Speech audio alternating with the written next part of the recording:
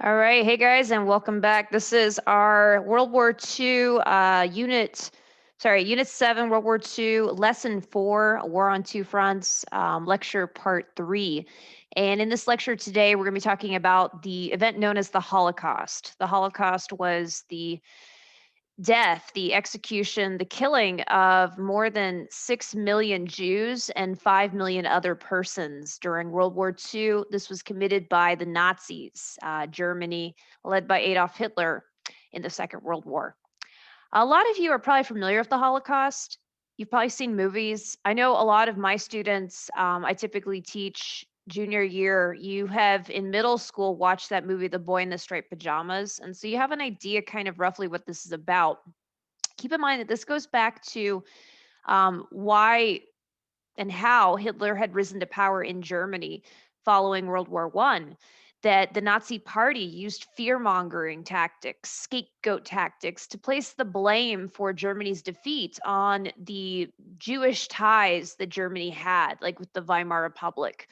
That it was the Jews, Hitler said, who were the reason why Germany had been forced to surrender and take all of those terrible reparations upon itself and all the blame for the Second World War, or sorry, for the First World War in the Treaty of Versailles.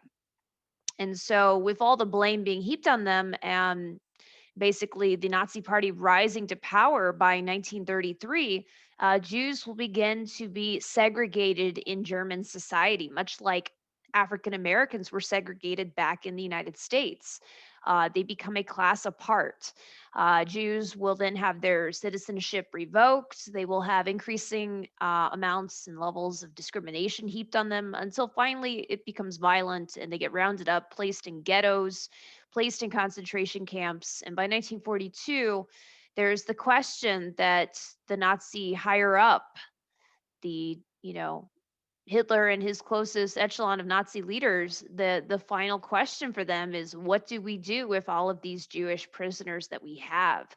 And the solution that they came up with was to exterminate them all, to treat them like vermin, because that's what the Nazi Party had been indoctrinating the German people to believe that Jews were. All the propaganda that was heaped on them and everything else, they were training they were training the German people to see the Jews as like less than human, as subhumans, undesirables, like cockroaches to be stomped on. All right, so that is the Holocaust. This is a picture here from the movie Schindler's List of the Jews in the ghetto being rounded up, and you could see this little girl. She's being part of that roundup. The Warsaw Ghetto, Warsaw is the capital of Poland, was one of the biggest ghettos.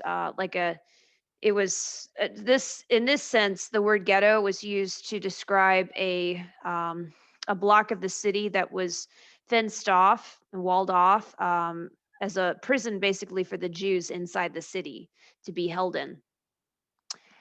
Here is a picture of Auschwitz. This is probably the most famous of all the concentration camps, and this one is in Poland. And there's a picture of all of the clothing and shoes, all the shoes that all the Jews there at the concentration camp had, and it's laying there in a heap, probably because their owners were put in in gas chambers and killed. Here's a timeline of events leading through the Holocaust, leading up to it. Based on this timeline, did Hitler's anti Semitic campaign develop quickly or over time? Anti Semitism is discrimination against Jewish people. Remember, the six pointed star is known as the Star of David. That's the symbol of people of Jewish faith. You can also be a Jew not just because of your religious inclinations, but also from your heritage. Jew. Hitler comes to power in Germany in 1933 and will assume dictator roles in 1934. Immediately upon seizing power, he is going to start to, like I said, segregate Jewish people. He has many Germans and his Nazi followers boycott Jewish businesses. He's going to forbid Jews from holding jobs such as being teachers or government workers because those are people of influence. He's going to strip Jews of their citizenship, so denying them basic rights under German law. In 1938, the Nazi government will seize all Jewish held passports and issued new ones marked with a J, making it harder for Jews to escape. In 1938, this was the famous night of Kristallnacht, the night of the broken glass, when many Jewish shops were attacked. And you had all the glass in the streets from all these Jewish shop windows that were hit with rocks and stuff. So Jewish shops and businesses were basically destroyed. And in 1941, law requires all Jews to wear identifying yellow stars in public. The yellow star of David had to be worn on their shoulders while out in public. And then as the war progresses, like I said, most Jews will be rounded up and placed either in concentration camps. They'll take the crowded trains. Some will die of suffocation inside the trains because they're put in, cars meant for goods and livestock. They'll put these people in, they'll crowd them in. And then once they get to the concentration camps, they would be sorted. Men on one side, women on the other, and there would be Nazi guards that would assess the prisoners. It was possible to survive. There were survivors of the Holocaust. If you were young and able-bodied, so maybe they would save some of that were your age, 16, 17, maybe in your 20s or 30s. If you were strong enough, man or woman, you could be spared to be used as hard labor because that's what a concentration camp is. It's a hard labor camp where you're probably going to die, but it's not the same as like a straight up extermination camp. And so hard labor, you're building things for the Nazis. You're constantly doing something, working on something that they're forcing you to work on, day after day. You might die of starvation. You might die of being overworked, exhaustion. You might die of injuries. You might be shot if you didn't work fast enough. But it's not the same thing as just straight up like shooting everybody.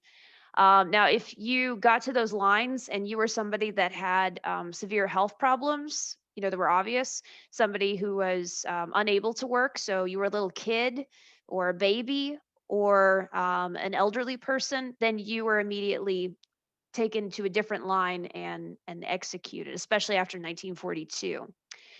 So that was the fate that greeted most of these people upon arrival.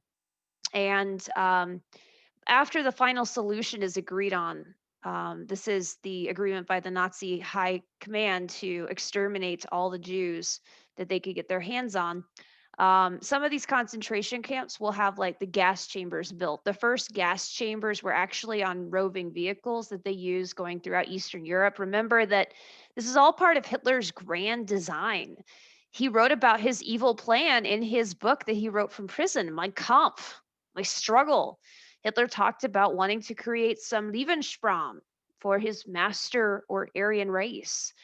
Blonde haired, blue eyed, big strapping German people was what Hitler said the master race, the Aryan race, should be. And all those others undesirable should be weeded out, maybe through eugenics programs or, as we're seeing in the Holocaust, just straight up get rid of them, dispose of the lesser people, the Nazis called them. And it won't just be Jews that are mass murdered in the Holocaust. This is a genocide where they're murdering as many people of an entire group as they can get their hands on. So Jews were the major target, but there were many other groups that were also, it was attempting, to be exterminated. Eastern European people, many of them were just slaughtered in the towns and stuff as the German army went through them, as they were attacking the Soviet Union. Russian citizens, Russian soldiers, the Russian military, Russia in general suffers greatly. Doesn't seem the right word for just how much suffering Russia went through. They lost way more people than any other country on the Eastern Front. The only other country that had numbers as absolutely terrible as the Russians had as far as loss went would be like China. Um, and so the Holocaust really began in Russia. The extermination camps are like they sound. This is where they'd have wholesale slaughter. It wasn't just gas chambers. The most common tactic would be to line up the prisoners upon their arrival near a ditch and just shoot them all. Uh, some of the Jews that were spared, some of the people that were spared. No, and by the way, I'm still going on. Sorry about the. So you have Jews, you have Eastern European people being killed in the Holocaust, Russian people, political dissidents, people who disagreed with the Nazis, even German, Aryan people. If they disagreed with the Nazis, political opponents, they could be placed in a concentration camp and killed or killed. You also had the disabled were being wiped out. People who had mental or physical defects, they would be part of the Holocaust. Homosexual people, gays, lesbians, they would be taken up, rounded up, and thrown in these camps and killed. Anybody that was deemed undesirable, and so that is the Holocaust. The gas chambers used a combination of poisons that were mixed above and then filtered into the airtight chamber that would be dispelled as a gas, in vapor form for the prisoners to breathe in. Most of the Jews and people that were thrown into these gas chambers, I think they knew what was coming. They were forced to basically strip down to nothing. So they weren't wearing anything. All their clothes were and possessions were taken from them. You saw like that pile of shoes. There's whole piles of like, gold teeth and silver fillings and stuff that they removed from these prisoners after they were killed. The saddest thing I think of all is the rings. To have a picture of that with the rings of all the Jews and others who were placed in the camps who were married. Their rings were taken from them after they were killed or even before. So this is really hard to talk about, but this was the Holocaust, and it's important that we know and remember that this was something real. This was something that had happened, and American forces were largely naive about its existence. We had heard rumors, but remember that like the worst concentration camps are going to be over here in Eastern Europe. This is in Poland, which is between Russia and Germany. This is where the war had really started at. Remember, on September 1st, 1939, the Nazi army invades Poland, and the Red Army, the Russian army, they invade from the east, and so Poland was severely destroyed by the war. It was split in two and everything else. And it has a very big number of Jewish people, a very large number of Jewish citizens. And so there was the massive ghetto in Warsaw, its capital. And then you had most of the death camps with like the gas chambers at Treblinka. And then you have Auschwitz right there, which is the most famous one. But most of the actual concentration camps are in Germany itself. And here's one in France. And perhaps the reason for that is because, again, in Mein Kampf, where Hitler's talking about his Lebensraum, his living space, his whole plan was to wipe out as many of the people over here in Eastern Europe as he could. And this is him attempting to make that a reality. For some of these German Jews or some of the Danish Jews or Dutch Jews, maybe not Anne Frank, she didn't meet with a very good fate. But they were not treated quite as subhuman as like the Eastern Europeans, the Gypsies, the Slavic Jews. They were treated like vermin. All right. Here is a really good showing of the propaganda in Germany. Teachers in Germany in the 1930s, leading up to World War II, they were teaching in their classes and stuff to little German kids, what the ideal German figure looked like. Like this young man here, he's like a Hitler Boy Scout. He's blonde haired and blue eyed, and he's strong and tall, and he's very patriotic. He's got that super nationalism. There's this Nazi swastika. That's the Aryan race. That's the model for what a good German should look like. And then to counter that, here's what a Jewish person was. This a nasty, slimy, fungusy, big-nosed mushroom person.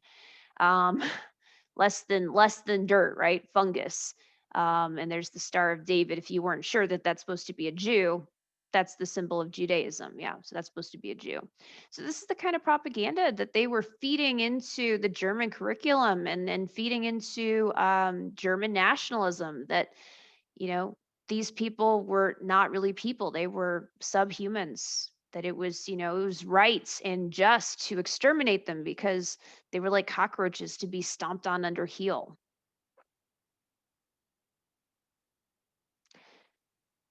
All right. Here's some of the coding that you'd have on some of the prisoners in the camps to identify why they were there. If they were a political prisoner, they wore the red triangle. If they were a Jew, they had the yellow, and so on. Here's a famous picture of the Jewish residents of the Warsaw Ghetto being loaded onto the train cars, and this is a real photo. This is the German guard with his gun trained on this little Jewish boy. They are about to be loaded onto trains. Many of them will suffocate on the train cars, and those that survive will find themselves in concentration camps. That's the fate that awaits these people. Oh, I don't have. Oh, it's blocked because of the content. Um, so for the United States, like I said, we were not aware of what was going down. We didn't know how bad it was. It's going to be the Red Army that gets to these camps first. And it's the Red Army, the Russians, that get to the death camps first, because that's over on the eastern side, in Poland. But throughout 1944, after D-Day, as the American forces are racing east towards Germany, we do start to encounter the first of these concentration camps in Western Germany. And as we get to them, we start to realize what had happened. We complete the picture. And Eisenhower will order the American troops to liberate these camps, to basically free those survivors that were still there. Excuse me, to free the survivors, liberate them, and to document evidence of what had happened because it was so shocking. This was a terrible war where, citizens were killed constantly by bombing raids and through the marches and the blitzkriegs and everything else. But this was different. This was trying to wipe out an entire race of people. And so Eisenhower wanted it documented to show the world what had happened because he's like, there's people who are going to deny this. And he was right. I mean, there's still Holocaust deniers to this day that say, oh, it was all staged, just like people who deny the moon landing and other things, all these conspiracy theories that lead to basically people believing in the stuff that President Trump has said. Many of these things that he perpetuates are based on conspiracy theories.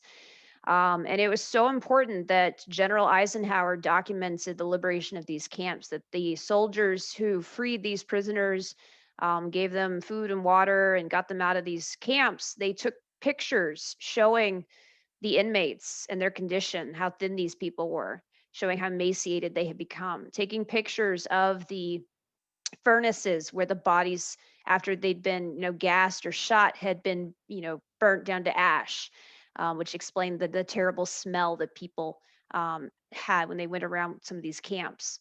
It was so important to take this evidence, take these pictures to show the world that this was real. The reason that we study history is to avoid these terrible things from happening again, right? It's fundamentally, it's not clear exactly what lessons history has to offer us or what lessons we'll take from history, but there are lessons from it, and we become better individuals today if we understand what had happened in the past. We can try to build off that and make things better. And so it is important to remember the bad. We might not like it. We may not feel comfortable with it. It's not easy to talk about in American history, or even thinking about events today. America's dark undercurrent of racism, America's dark undercurrent of, nativism, and sexism, and these other problems that our nation has grappled with. But if we don't talk about them, they're never going to be addressed and they're never going to be fixed. And there is still anti-Semitism today. There was Jewish synagogues that were targeted just like last year. There have been attacks on Jews in New York City. There was an attack, I think, and a murder of a Holocaust survivor that was still alive in Paris just a year or two ago, just for her Judaism. And so, yeah, you never forget, never forget. That's why we study history. So there you go. And America's role in this, yeah, we're liberating the camps. We're the good guys there. But let's go back to when the Holocaust was first starting at the beginning of the war.